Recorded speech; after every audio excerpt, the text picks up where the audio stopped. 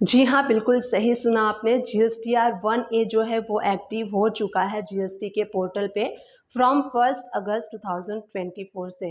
नमस्ते दोस्तों, मैं सुमन शर्मा आप सभी का स्वागत करती हूँ।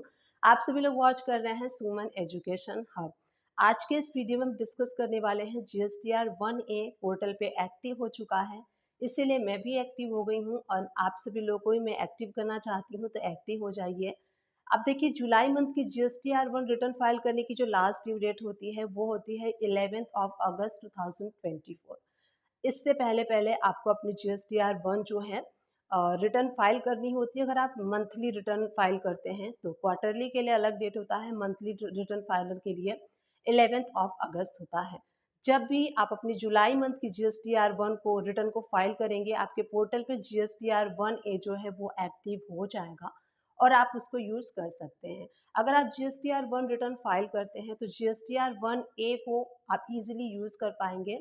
जीएसटीआर 1 जब आप ओपन करते हैं तो वहाँ पे देखिए जीएसटीआर 1 में आपकी आउटवर्ड सप्लाई जाती है, यानी जो आपने सेल किया है उसकी सप्लाई को हम वहाँ पे मेंशन करते हैं, चाहे वो B2B हो, चाहे वो B2C हो, चाहे वो इम्पोर्ट हो, चाहे वो एक्सपोर्ट हो, चाहे क्रेडिट नोट हो।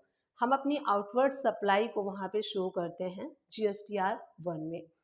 तो जब जीएसटीआर 1 आप फाइल करेंगे तो आपके पोर्टल पे ऑटोमेटिकली जीएसटीआर 1A जो है वो एप्लीकेबल हो जाएगा और आपसे कोई भी मिस्टेक हुई है तो वो आप करेंट मंथ में ही उसको करेक्ट कर पाएंगे।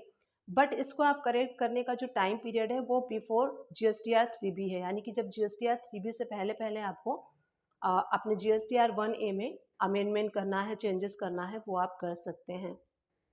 अब इससे देखिए बेनिफिट एक ये होगा, जीएसटीआर 1 में आपकी आउटवर्ड सप्लाई जाती है, यानी कि जो आपके बायर होते हैं, जब आप जीएसटीआर 1 जो है वो अपनी रिटर्न फाइल करते हैं तो आपका जो बायर होता है उसके पोर्टल पे जीएसटीआर 2B में 14 तारीख के बाद, यानी कि 14 एवरी मंथ ऑफ 14 को आपने जो जीएसटीआर 1 में आउटवर्ड सप्लाई में जो भी शो किया है वो उसके पोर्टल पे शो हो जाता है। मान लीजिए कि अंजलि हैं, जो आपकी बायर हैं, उन्होंने आपसे जुलाई मंथ में 3 इनवॉइसेस लिए हुए हैं और आपने 2 ही इनवॉइसेस शो किए हैं जब आपने जीएसटीआर 1 अपना अपलोड किया है।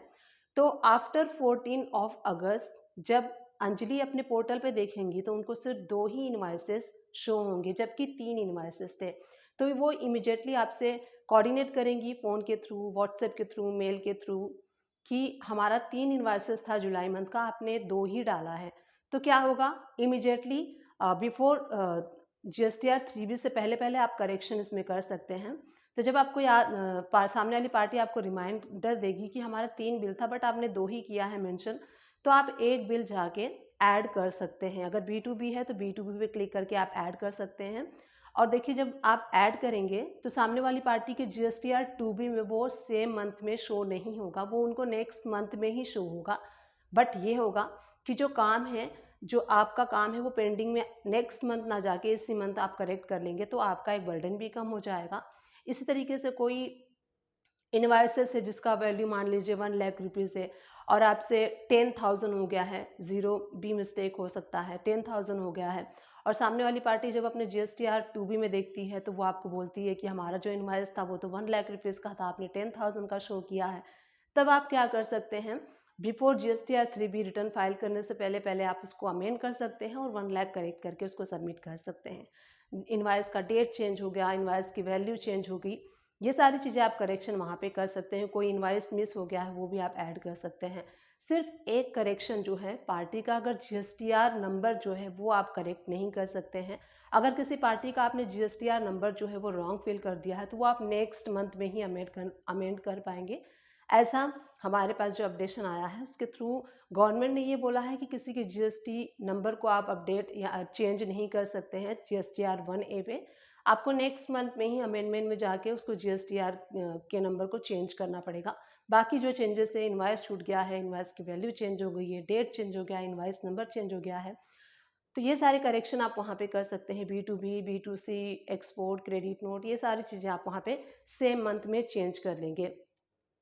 बट बिफोर जीएसटीआर 3B आपको करना है और आफ्टर जीएसटीआर 3B, जब जीएसटीआर 3B आपकी फाइल होगी उसके बाद जो GSTR 1A जो है वो डिसेबल हो जाएगा और वहाँ पे आप कोई भी चेंजेस नहीं कर सकते हैं, ऑटोमेटिकली वो डिसेबल हो जाएगा।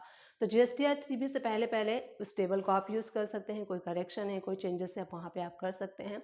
इससे क्या होगा कि जो वर्क आपका डिले होता था नेक्स्ट मंथ में, वो आप करेंट मंथ में कर पाएंगे, और करेंट मंथ में करने की वजह से वर्क बर्डन आपका कम होगा, प्रेशर कम होगा, और कोई ऐसे जो चेंजेस होते हैं या फिर कोई ऐसे बिल मिसिंग होते हैं वो आपके नहीं होंगे, और इस तरीके से रिकन्सिलेशन आपकी एंड आपके पार्टी के थ्रू करेक्टली हो जाएगी। तो अब से एक्टिव हो चुका है GSTR 1A, आप इसको यूज़ कर सकते हैं।